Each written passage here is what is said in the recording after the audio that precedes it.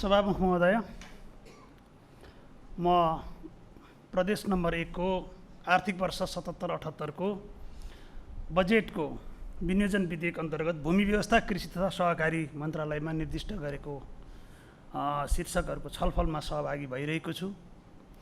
सर्वप्रथम त जुन प्रदेश सरकारले आर्थिक वर्ष 77-78 को निमित्त आर्थिक मामिला तथा योजना मन्त्रीज्यूले यहाँ बजेट प्रस्तुत गर्नुभयो र कृषि भूमि व्यवस्था, कृषि तथा सहकारी मन्त्रालयमा जे निर्दिष्ट रहेको छ, सैद्धान्तिक रूपमा यो बजेटको म समर्थन गर्दछु।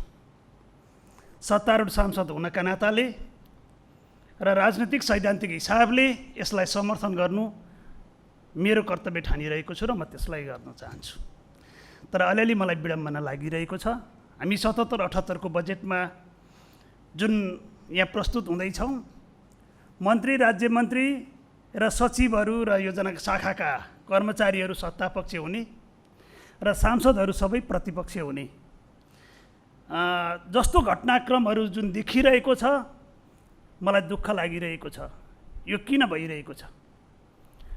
साँच्चै यसलाई गहिरिएर सोच्ने र समाज परिवर्तन र चाहिँ सत्ता परिवर्तनका विषयमा राजनैतिक सैद्धान्तिक रूपमा यसले लिनुपर्छ भन्ने म आफूलाई व्यक्तिगत रूपमा लागिरहेको छ र म त्यसतर्फ ध्यानाकर्षण पनि गराउन चाहन्छु। थुप्रै विषयवस्तुहरू सभासदहरूले सार्वजनिक अपिल गर्न पर्ने स्थिति पनि आएको छ। त्यसको बारेमा पछि नै कुनै समय फेरि सदनमा आफ्ना विचारहरू राख्ने नै छु। मुख्यतः हाम्रो विनियोजन विधेयकका शीर्षकहरूको बारेमा थोरै कुराहरू गर्नेछु, किनकि यो एउटा परम्परागत ढङ्गले बजेट पास हुने र यसको थपघट नहुने जुन परम्परा मैले अस्तिको चाहिँ उसमा पनि बोलेको थिएँ। र हाम्रो चाहिँ ठुलो किताब जो हामी बजेट किताब, रातो किताब भन्छौँ, त्यो किताबलाई खर्च गराउने चाहिँ यो सानो किताब छ। हामी यो सानो किताबतर्फ कति ध्यान दिइरहेका छौँ? म सर्वप्रथम यस सानो किताबकै बारेमा अलिकति कुरा राख्ने अनुमति चाहन्छु सभामुख महोदय। र यो विनियोजन विधेयक आधारमा यसमा गइरहेको छ। यसमा केही विषयवस्तुहरू रहेको छ। हामीले सदनमा यो विषयवस्तुमा पनि यो परम्परागत ढङ्गले आउने र हामी बजेट र योजनाका कुरा गर्ने, यस विनियोजन विधेयकले खर्च कसरी गरिरहेको छ भन्ने कुरामा हामीले अलि ध्यान पुर्याइरहेका छैनौँ कि भन्ने मैले अनुभूत गरिरहेको छु। यहाँ केही खर्च गर्ने परम्पराहरू चाहिँ रहेको छ। हामीले बार भन्ने गरेका छौँ 10% रकम अन्तर हुन्छ। तर यसैको एउटा यस्तो स्थिति पनि छ, म यहाँ उसकै आधारमा भन्न चाहन्छु। हामी बजेट पर्यो वा परेन भनेर थुप्रै कुराहरू गर्न चाहन्छौँ, तर बजेट कार्यान्वयनको इमान्दारिता भएन र त्यसमा खेल्न पाउने ठाउँ छ कि छैन? यसै अन्तर्गत रहेको म मन्त्रीज्यू र सबै चाहिँ त्यो ध्यानाकर्षण पनि गर्न चाहन्छु कि एउटै अनुदान सङ्ख्याभित्रका बजेट शीर्षक वा उपशीर्षकमा रकमान्तर गर्दा जतिसुकै रकमान्तर गर्न सकिने भन्ने परम्परागत प्रणाली अनुसार यो विधेयकमा पनि प्रस्तुत छ। त्यसैले हामीले योजना त पर्यो भन्छौँ, कार्यान्वयन गरिदिनेले त्यही चाहिँ खास ठोस योजना भनेको चाहिँ कुनै एउटा गाउँपालिका अथवा कुनै एउटा उसमा चाहिँ निर्दिष्ट गरेको बजेट त्यही उपशीर्षकमा अन्त जतिसुकै खर्च गर्ने परम्परा छ। अहिलेसम्म कार्यालय प्रमुखहरू, मन्त्रालयहरूले त्यही अन्तर्गत गरेर थुप्रै कमिसनका कुराहरू यही शीर्षकमा टेकेर आसन व्यवहारमा चलिरहेको छ। हामी जुन निर्दिष्ट योजनामै खर्च गर्ने परम्परा राख्न सक्छौँ कि सक्दैनौँ? मैले यो एउटा जिज्ञासा राखेँ। एउटा योजनाको पैसा अर्को योजनामा लगेर खर्च गर्ने परम्परा रहिरहेको छ। हामीले यो तर्फ ध्यान दिनका निमित्त म प्रदेश सरकारको ध्यानाकर्षण गराउन चाहन्छु। हामीले त्यही योजना खर्च भइरहेको देखिँदैन। मान्नुहोस्, बाटो वा पुलमा छ, नियतवश एउटा बाटो चाहिँ सञ्चालन नगरिदिने र नियतवश कमिसनमा अर्को बाटोमा त्यही पैसा लगाएर खर्च गर्ने, यो अहिले भइरहेको छ र नेपालमा अहिले सबभन्दा बढी भ्रष्टाचार यही शीर्षकमा हुन्छ। त्यस कारणले यसको बारेमा सोच्न म यो विनियोजन विधेयकको यो शीर्षकमा सबै मन्त्रालयमा लागू हुन्छ होला, यो कृषिमा पनि लागू हुन्छ। त्यसैले मैले यो रूपमा यो उठाइरहेको छु। अर्को चाहिँ समपूरक चाहिँ जस्तो हामीले जुन शीर्षक छ सशर्त समपूरक र विशेष अनुदान, हाम्रो प्रदेशले चाहिँ जुन एउटा सीमा यो विनियोजन विधेयकमा राखिरहेको छ त्यो अन्तर्गत हामी रकम प्रदान गरिरहेका छौँ कि छैनौँ? पटक सांसदहरूलाई यो पैसा आएन भनेर किन सोधिरहन्छन्? हामीले विधेयकमा लेखेर ऐनमा आइसकेपछि सरकारले आफूलाई टाइम टेबलमा लैजान पर्यो। साउनमा कार्यान्वयन हुने हो भने साउनमा गर्न पर्यो, असोजमा हुने हो भने असोजमा गर्न पर्यो। सधैँ असारे बजेटको रूपमा पछाडि किन लगिरहेको छ, म यो तर्फ पनि ध्यान आकर्षण गराउन चाहन्छु। अर्को, यो विनियोजन विधेयकले के भन्छ भने बजेट पास भइसकेपछि अर्थ मन्त्रालयले एक हप्ताभित्र मन्त्रालयमा दिनुपर्छ र मन्त्रालयले एक हप्ताभित्र चाहिँ नि कार्यालयमा दिनुपर्छ। सबै अख्तियारी दिन्छ र एलएमबिएसमा लेखेको चाहिँ बजेट स्वतः अख्तियारी हो भन्छ। तर हाम्रा मन्त्रालयहरू कुन कुन मन्त्रालयमा पर्छ म सबै कुरा भन्दिनँ, तपाईँहरूले चाहिँ आफ्नो मन्त्री र सचिवज्यूहरूले जान्ने कुरा हो यो विषयवस्तुहरू। त्यो एउटै शीर्षकमा 10 चोटि कार्यालय प्रमुखलाई मन्त्रालय किन बोलाउनुहुन्छ? त्यो भित्र लुकेको चिज के छ? हामी आर्थिक पारदर्शिताको कुरा गर्छौँ, कार्यान्वयनमा पटक पटक दुःख किन दिन्छौँ? हामी यो विनियोजन विधेयक अन्तर्गत खर्च गर्न सक्छौँ कि सक्दैनौँ? हामीलाई किन त्यो भइरहेको छ? कहाँनिर लोपपाप पलाइरहेको छ?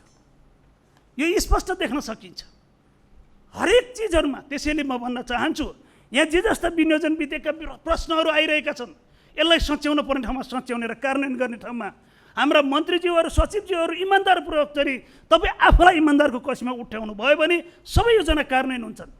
फेरि पनि त्यही बुँदा, अघि मैले भनेकै बुँदा लेखेर अन्टसन्ट गर्ने, खर्च नगराउने त्यो बिचको खेलो हो भने निश्चय रूपमा चाहिँ हाम्रा बजेटहरू कार्यान्वयन हुँदैनन् र चाहिँ अपारदर्शिता, आर्थिक अपारदर्शिता त्यहीँनिर ठहरिन्छ।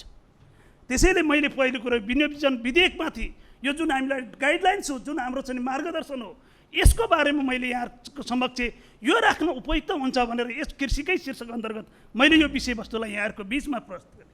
स्वाभाविक रूपमा मन्त्रालयले गर्ने चाहिँ म अनुरोध गर्न चाहन्छु कि यसलाई हामी समय सापेक्ष संहिताका ढाँचामा ढालौँ र जे विधेयक आएर ऐनमा आउँछ त्यो कार्यान्वयन गरौँ। मेरो सर्वप्रथम माग यही नै हो। अब कृषि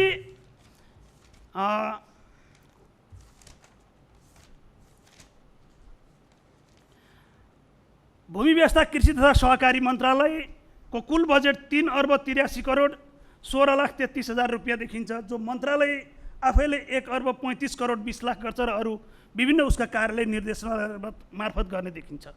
स्वाभाविक रूपमा कृषिले केही नयाँपन ल्याउन खोजिरहेको छ, त्यसको निमित्त म धन्यवाद दिन चाहन्छु। तर सँगसँगै केही संशय पनि पलाएको छ। म राम्रा कुराहरूको चाहिँ समय पनि छ, राम्रा पक्षहरू जुन सुरुवात गर्नुभएको छ त्यो चाहिँ देखिने गरी कार्यान्वयनमा आओस्। हामी एक आर्थिक वर्ष कटिसकेपछि हामी त्यो बेला चाहिँ मूल्याङ्कन गरौँला कि यहाँले थालेका गन्तव्यहरू सही पोजिटिभ बाटोमा थिए वा चाहिँ नि त्यो कहीँ न कहीँ कुनै चिजहरू ऐँजहरूभित्र थिए भन्ने कुराको हामी त्यसलाई विश्लेषण गरौँला भन्ने मलाई लाग्छ। एउटा अचम्म लागिरहेको छ बजेटभित्र आउँदा, हामी जुवारी खेल्ने पारा भन्दा पनि यथार्थमा छातीमा हात राखेर भन्छ नि, छातीमा हात राखेर कुरा गर्ने भने एउटा अचम्म भएको छ। तालिम गोष्ठी सेमिनारहरू र भत्ताहरू कोभिड-19 का कारणले काटियो भनेर हेरौँ, हामीले ठुलो किताब हेरौँ, सबै पाना पढ्न त साध्य छैन। तर मैले त्यो सबै निर्दिष्ट चाहिँ प्रदेश सभा र प्रदेश सभा सचिवालयलाई मात्रै हो कि भन्ने अनुभूत गरेँ। प्रदेश सभा र प्रदेश सभा सचिवालय अन्तर्गतका सबै शीर्षकहरू काटिएका छन्, तर मन्त्रालयमा सबै शीर्षक बढेको छ। एकचोटि इमान्दारपूर्वक ध्यान दिएर हेरौँ। हामीले चाहिँ त्यो स्थितिमा किन त्यसो गर्ने? म अनुरोध गर्न चाहन्छु, बाइचान्स पर्यो भने सबै मन्त्रीज्यूहरूले सचिवज्यूहरूलाई भन्नु होला त्यही प्रकृतिको, यो प्रदेश सभाकै प्रकृतिका तालिम गोष्ठी र भत्ता मन्त्रालयमा कार्यान्वयन नगर्नु होला। किनकि हामी प्रदेश सभाका सांसदहरू एउटा बैठकको भत्ता पाउँछौँ, मन्त्रालयले 2टा बैठकको भत्ता पाउँछ। हामीले पनि देखिरहेका छौँ। किन त्यो चाहिँ हामीले जे कथनी गर्छौँ त्यही करनी गर्नका निमित्त म अनुरोध गर्न चाहन्छु। अर्को कुरो, नयाँ अध्याय सुरु भएको छ सबै मन्त्रालयमा। यो मन्त्रालय कृषि मन्त्रालयले गरेको छ वित्तीय हस्तान्तरण गर्ने कुरा।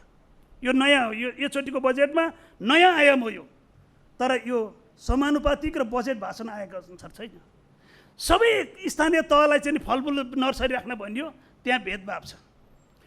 त्यो जुनसुकै कुन कुन मन्त्रालयले स्थानीय तहलाई वित्तीय हस्तान्तरण गर्नुभएको छ तपाईँहरू आफै ख्याल गर्नु होला। त्यो क्षेत्रीय र सन्तुलनको सीमा मैले त्यति राम्रोसँग भेटिरहेको स्थिति देखिनँ। त्यसकारणले वित्तीय हस्तान्तरणलाई सुरु गर्नुभयो, तर न्यायोचित हुन जरुरी छ। अर्को, कृषिले सहकारीको कुरा गरिरहेको छ।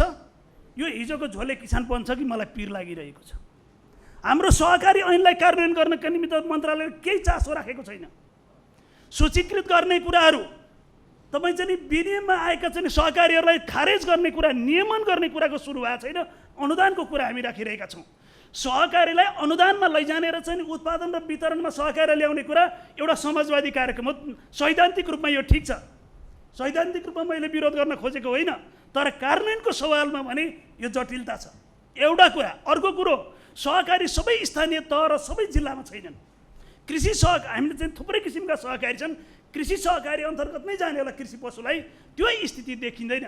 र त्यसो भएकोले कृषि पशुको सहकारीलाई नियमन गरेर त्यो आधारमा लाने, अहिले निर्माण नभएको भए समान ढङ्गले सबै जिल्ला र पालिकामा त्यो किसिमका सहकारी गठनको उत्प्रेरणा गर्नु पर्यो, त्यो अनुसारको कार्यक्रम जान्छ भन्ने कुरा गर्न पर्यो। त्यसकारणले त्यो आधारमा गरियो भने निश्चय नै राम्रो हुनेछ भन्दै म मेरा भनाइहरू यहाँ अन्त्य गर्छु। हवस् त, धन्यवाद, अभिवादन।